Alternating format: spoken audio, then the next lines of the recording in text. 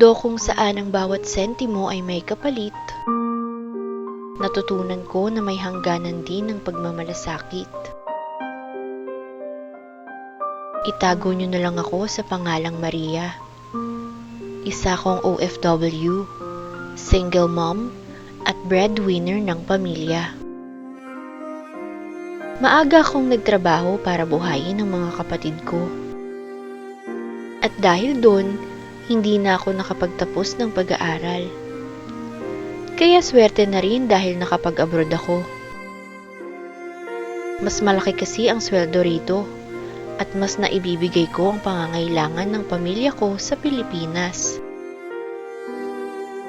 Kapos man sa buhay, kahit minsan, hindi ko naisip na magagawa kong ibenta ang sarili ko para sa pera. Nagsimula ang lahat nang mag-abroad para sa business trip ang amo kong babae. Halos 1 buwan kaming naiwan sa bahay ng amo kong lalaki kasama ang alaga kong 6 years old.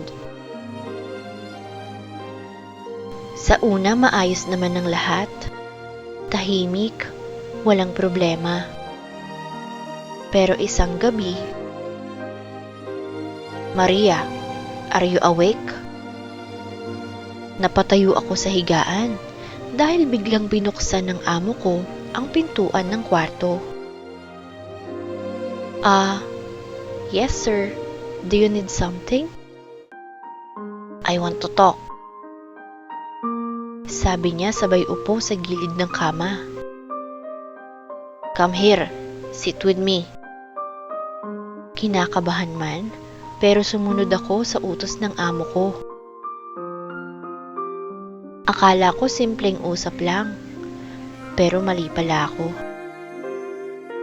"Do you need this job, Maria?" Tanong niya. "Yes, sir." "Then you will do what I say. Have sex with me." "What?" Gulat na sabi ko. "Have sex with me and I will give you extra money." "No, sir. I don't." "If you want, I will terminate your contract." "No, sir.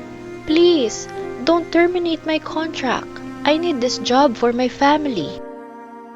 Halos nagmamakaawang sabi ko. "Okay, now remove your clothes." Dahil sa takot ko na mawalan ng trabaho, umiiyak na sinunod ko ang gusto ng amo ko. Nakipag-sex ako sa kanya.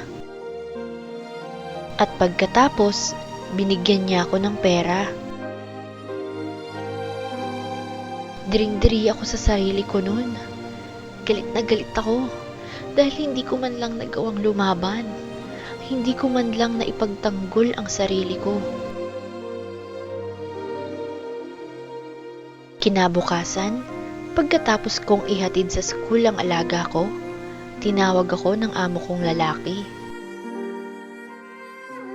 Niyaya niya akong mananghalian. Nagtanong din siya kung kumusta ang pag-aaral ng alaga ko. Akala ko balik na sa normal ang lahat. Akala ko ibabaon na lang namin sa limot ang nangyari. Pero makalipas ang 2 araw, pinuntahan niya na naman ako sa kwarto ko. Niyaya niya ako ulit na makipag-sex. At pagkatapos, binigyan niya ako ulit ng pera. Pero ngayon, mas malaki na. Ilang beses pang naulit. Nung una galit ako. At bawat sandali gusto kong tumakas. Pero habang tumatagal, parang nasanay na ako. May mga pagkakataon din na hindi na ako tumatanggi. Ayoko mang aminin, pero kalaunan, nagustuhan ko na rin. Hindi ko may pagkakaila na magaling sa kama ang amo ko. Maalaga rin siya. At bukod sa pera, Binibigyan niya ako ng alahas at kung ano-anong regalo na ipinapadala ko naman sa pamilya ko. Alam kong mali ang ginagawa ko.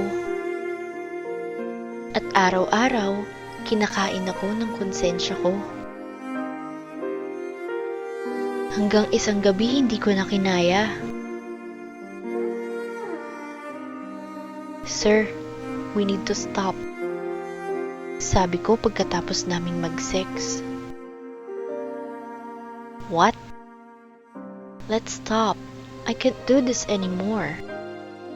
Why now? You didn't complain before. Because I needed the money. But now, are you sure? But what will happen to your family? Saglit akong tumahimik saka huminga ng malalim. I'm going home, sir. Please. All right, if that's what you want. Nakahinga ako ng malalim dahil kaya naman pala niya akong pakawalan. Kinabukasan, kinausap ng amo kong lalaki ang asawa niya. Sinabi niya na tatapusin ko na lang ang kontrata ko. Pero hindi na nila ako i-renew dahil hindi na raw niya gusto ang trabaho ko. Hindi naman tumutol ang amo kong babae. Makalipas ang ilang buwan, natapos na rin ang kontrata ko at pinauwi na nila ako sa Pilipinas. Ngayon, unti-unti kong binubuo uli ang sarili ko. Hindi ko man mabura ang pagkakamali ko, pero pinili ko namang gawin ang tama. Dahil sa nangyari, isang bagay ang natutunan ko.